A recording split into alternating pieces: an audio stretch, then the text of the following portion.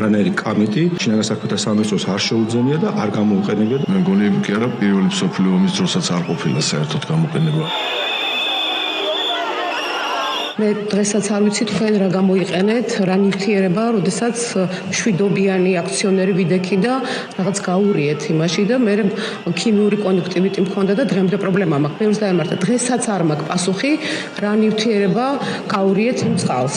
და თქვენ მეუბნებით რომ მე რომ თან ვატარო გაზის ბალონი, ეს რაღაცა საფრთხის შემცველი შეიძლება იყოს ვინმესთვის. ყოველ შემთხვევაში კამიტი ის რასაც BBC ანვითარებს თავის ეგრეთ წოდებულ ფილმში, მე მგონი კი არა, პირველი მსოფლიო ომის დროსაც არ ყოფილა საერთოდ გამოყენება, ამიტომ ეს თავიდან ბოლომდე ფეიკია.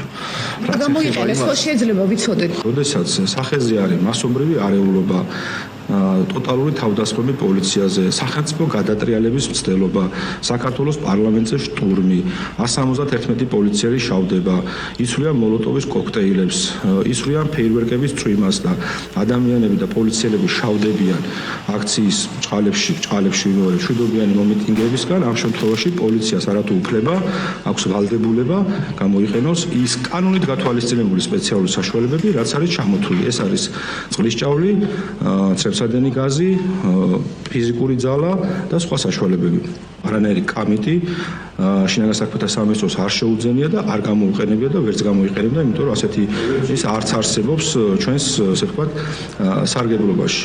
რაც შეეხება კონკრეტულად რა ნივთიერება იყო, რა თქმა უნდა, ამაზე ჩვენ არ დავასწრეთ მოვლენებს, მიმდინარეობს გამოძიება და საზოგადოებისთვის გახდება ცნობილი.